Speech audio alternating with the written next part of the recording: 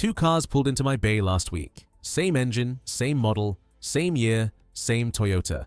First one, 300,000 miles. Doesn't burn a drop of oil. Runs smooth. Owner comes in, I ask him what his secret is. He says he changed his oil every 3,000 miles from day one. No drama, just consistency. Second one, 150,000 miles. Burns 2 quarts between oil changes. Owner is devastated. Followed every Toyota recommendation from the day he bought it. Full service history, every receipt in a folder. Did everything right. Except one thing. He changed his oil every 10,000 miles. Exactly like Toyota told him to. Exactly like the sticker in his windshield said. Exactly like the dealership confirmed every single time he came in. That one decision, made by a marketing department, not an engineer, is destroying modern Toyota engines at a rate that should make every Toyota owner genuinely angry. I see 3 to 4 of these engines every single week.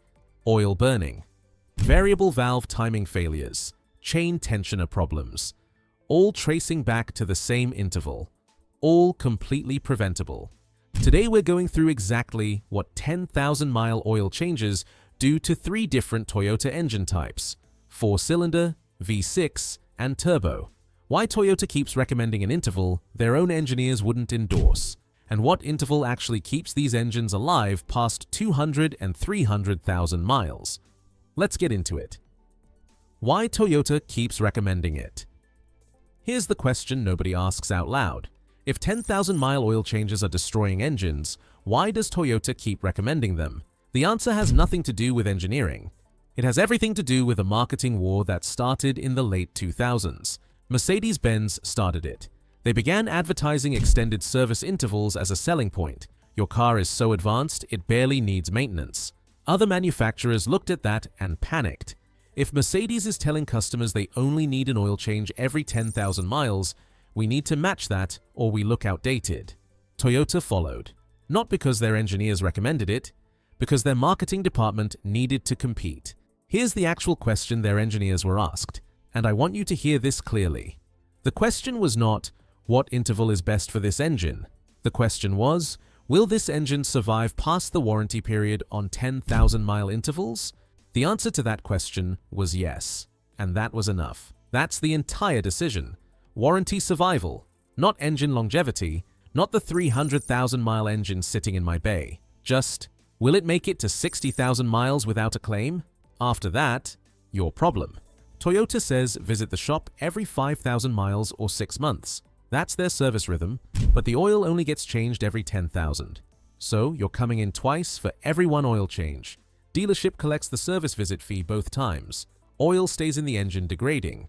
And at 150,000 miles when the engine starts burning oil, warranty is long gone. Problem is yours. That's not an accident. That's a business model. 4-cylinder engines, the most vulnerable. If you own a 4-cylinder Toyota, a Camry, a Corolla, a RAV4, a Tacoma 4-cylinder, this section is the one that matters most to you. Because 4-cylinder Toyota engines are the most sensitive to extended oil change intervals, and the damage shows up the fastest. Here's what actually happens inside a 4-cylinder engine running on 10,000-mile oil. Oil doesn't just lubricate, it carries. Every time the engine runs, it picks up combustion byproducts, microscopic metal particles, fuel contamination, and moisture. It suspends all of that and carries it away from critical surfaces. That's the job. But oil has a finite carrying capacity. After a certain point, it stops cleaning and starts depositing.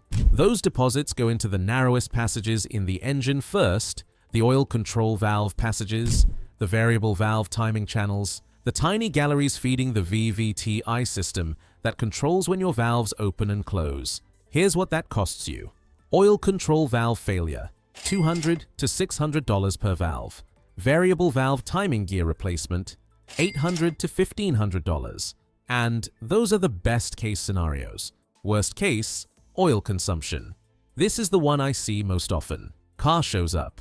Owner did 10,000-mile oil changes from day one. At 200,000 miles, the engine burns 2 quarts between changes. At 250,000, it's 3 quarts. It only gets worse. There is no fix. The rings are worn. The cylinder walls are scored. Engine needs replacement. $9,000 minimum on most 4 cylinders. I had a customer come in last month. Her car had 200 miles on the odometer and 3 quarts of oil gone. Same owner from day one. 10,000 mile intervals. 250,000 miles of them. The engine was done. The car next to it, same engine, 300,000 miles, same owner, doesn't burn a drop. Changed oil every 3,000 miles from day one. Same engine. Completely different outcome. One decision. V6 engines. More forgiving, not immune.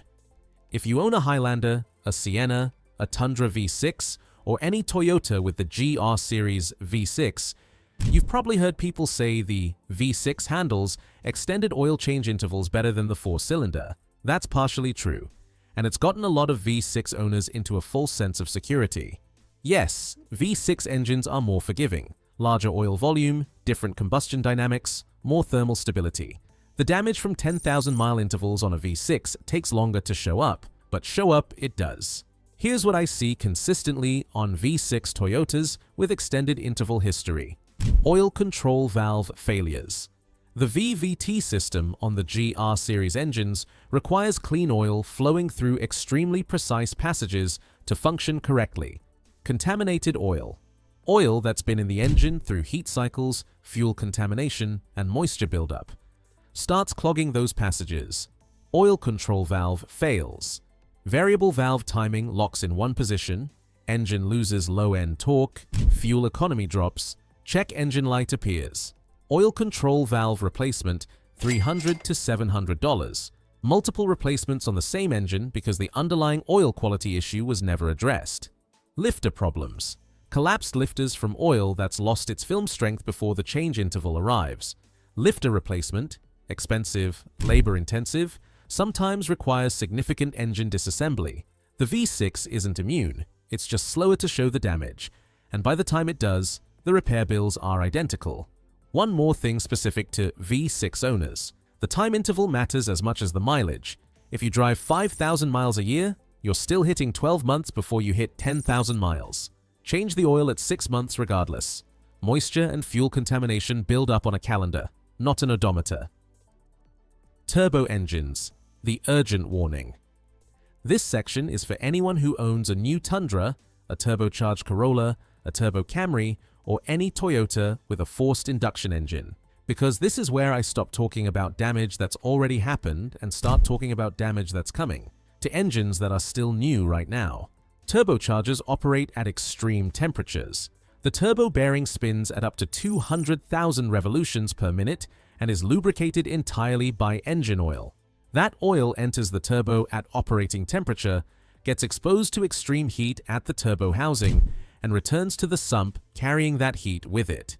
That thermal stress breaks oil down faster than anything else in a normal naturally aspirated engine. Here's what that means practically. Oil that's rated for 10,000 miles in a 4-cylinder. In a turbo engine, that oil is done at 4,000 miles, maybe less. The additive package depletes faster. Viscosity breaks down faster. The oil stops protecting faster. A 2024 Tundra owner documented this publicly. Lost oil pressure. Engine started knocking. 54,000 miles. Truck was following the manufacturer's recommended interval. Engine replacement. $30,000 on a truck he'd owned for 2 years. I own a 2024 Tundra myself. Shop truck. We don't drive it much. 3-month period, maybe 500 miles, sometimes less. I drain that oil every 3 months regardless. Do you know what that oil looks like when it comes out? It looks like it's been in the engine for 20,000 miles. Moisture, contamination, dark, in 500 miles. That's what turbo engines do to oil. And 10,000 mile intervals on these engines is a guarantee of problems. Not a risk, a guarantee. 4,000 miles maximum on a turbo Toyota. 3 months maximum, regardless of mileage. If you bought a new turbo Toyota in the last 2 years, you still have time to change course. Do it now before the damage accumulates past the point of no return. The fix. Simple, non-negotiable. 4-cylinder Toyota engines. 5,000 miles maximum. 6 months maximum. Whichever comes first. If you drive less than 5,000 miles in 6 months, change it in 6 months anyway.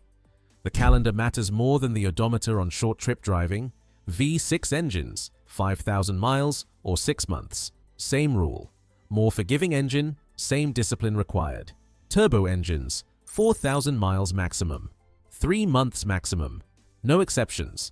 These engines are not compatible with extended intervals regardless of what the sticker says or what the dealer confirms.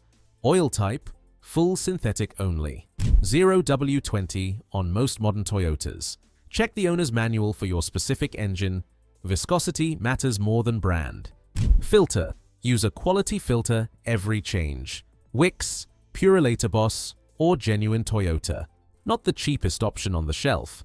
The filter is the last line of defense between contaminated oil and clean oil reaching your engine. One more thing.